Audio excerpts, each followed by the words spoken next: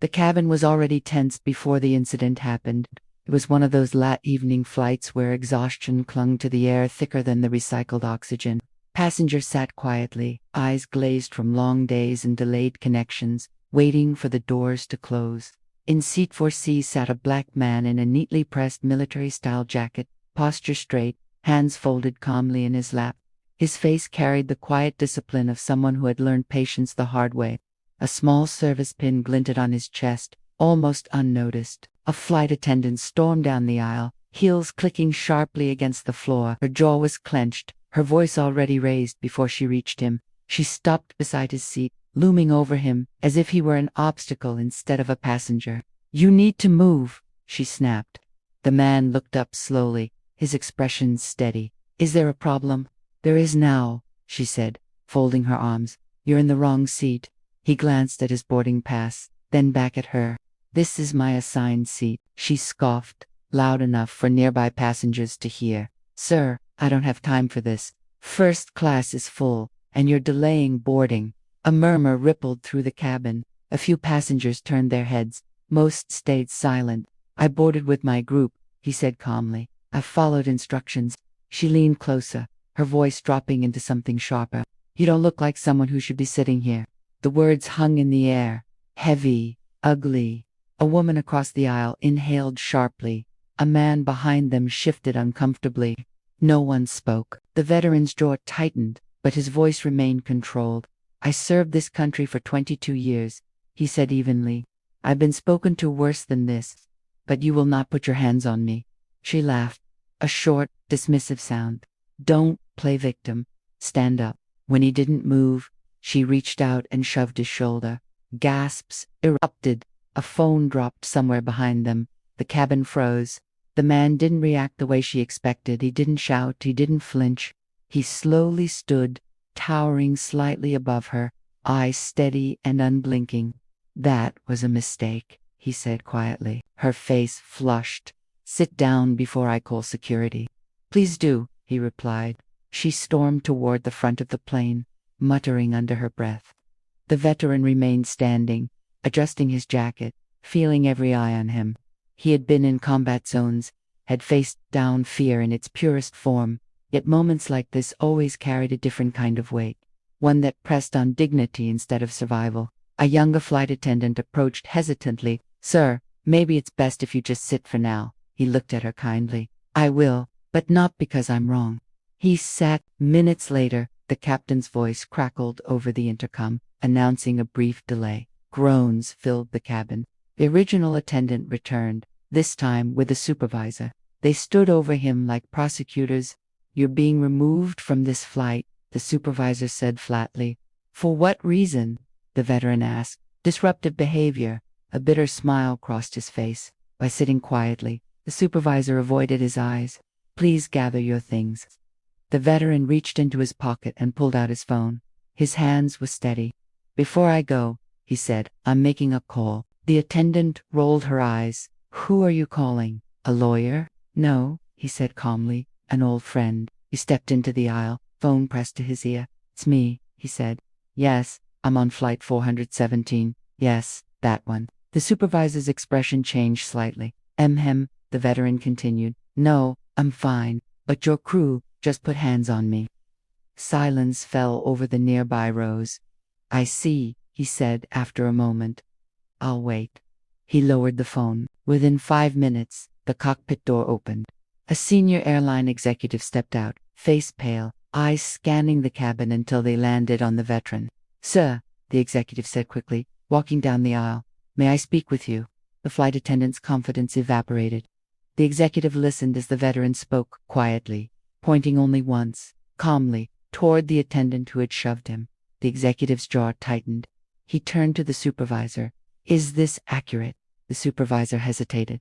"There was a misunderstanding. There was an assault," the executive said sharply. Passengers watched, stunned, as authorities shifted in real time. The flight attendant tried to speak. He was being difficult enough. The executive cut in. "You're done." Her face drained of color. The executive turned back to the veteran. "Sir, on behalf of the airline, I apologize. You are welcome to remain on this flight. In fact, We would like to upgrade you. The veteran shook his head. I don't need an upgrade. I need accountability. The executive nodded. You'll have it. Security quietly escorted the flight attendant off the plane. No shouting, no drama, just consequences. As the doors finally closed, the veteran sat back in his seat. A man across the aisle leaned over. Thank you, he said softly. For what? The veteran asked. For not backing down. The plane lifted into the night sky, leaving behind more than just a delay. It left behind a reminder that strength doesn't always shout, and dignity doesn't require permission. The veteran stared out the window as clouds rolled beneath the wing. He hadn't made the call for revenge. He had made it for respect. And this time, the world had been forced to listen. The rest of the flight passed in a strange quiet, not the peaceful kind, but the reflective silence that follows something everyone knows crossed a line. The veteran remained still in his seat, hands resting on the armrests, eyes forward. He wasn't replaying the shove anymore. He was thinking about how familiar it all felt. Different uniform, different setting. Same underlying question he'd faced too many times before. How much respect would he have to earn just to be treated like everyone else? A different flight attendant came by with a drink cart. She paused at his row, visibly nervous, then offered a polite smile. Can I get you anything, sir? Water's fine, he said. She handed it to him carefully, as if afraid of doing something wrong. And, thank you for your service, she added quietly. He nodded, not trusting himself to speak just yet. A few rows back, the woman who had gasped earlier leaned toward her teenage son. That's what courage looks like, she whispered. The boy nodded, eyes still fixed on the man at the front of the cabin. When the seatbelt sign turned off, the captain made an unscheduled announcement. His voice was calm, but deliberate. He spoke about respect, about safety, about the airline's values. He didn't mention names or details, but everyone understood who the words were for. The veteran closed his eyes briefly as the announcement ended. He wasn't interested in apologies broadcast over speakers. What mattered was what happened next. After the plane landed and the audience disappeared, as they began their descent, the executive returned once more, crouching slightly so he was eye level with the veteran. So he said, there will be a formal investigation. I want you to know this won't be buried. I've heard that before. The veteran replied evenly. The executive didn't flinch. This time, it won't be optional. The plane touched down smoothly. As passengers stood to collect their bags, several paused near his row. A middle-aged man offered a quiet nod. A young woman whispered, I'm sorry you went through that. Someone else simply said, respect. The veteran thanked each of them, not out of obligation, but because he understood how hard it could be to speak up, even after the fact. When he stepped off the plane, airport security was waiting not for him, but to escort the executive and supervisor into a private office. The veteran watched them go, then turned toward the terminal. For a moment he considered leaving it all behind and heading home. Instead, he walked into the airline's customer service lounge. The representative at the desk recognized him instantly. Her posture straightened. Sir, we were told to expect you. I'm not here for compensation, he said. I'm here to make sure this doesn't happen to someone else. She swallowed and nodded. Understood. They sat down. He told the story again, calmly, clearly, without embellishment. He described the shove, the language, the assumptions, the silence that followed before consequences arrived. The representative typed steadily, eyes focused. When he finished, she looked up. You know, she said carefully. Most people would have yelled. He smiled faintly. I spent most of my life learning when not to. Hours later, at home, he removed his jacket and hung it carefully in the closet. The pin caught the light again. He thought about the younger version of himself who had enlisted believing service. Alone would shield him from moments like today. He knew better now. His phone buzzed with a message from an old unit member. Saw the news already. Proud of you, he exhaled, tension finally loosening its grip. The next morning, the story had spread. Not in dramatic headlines, but in conversations, internal memos, meetings that started with uncomfortable pauses, training sessions rewritten, policies clarified. The attendant who shelved him was suspended pending review, the supervisor reassigned. The executive issued a written apology, not just to him, but internally. The veteran read it once. He didn't frame it, he didn't share it, he simply filed it away. A week later, he received a call from a young black serviceman stationed overseas. "Sir," the voice said nervously, "I just wanted to say, seeing what you did made me feel like I don't have to swallow everything." The veteran closed his eyes. "You never did," he replied. Months passed.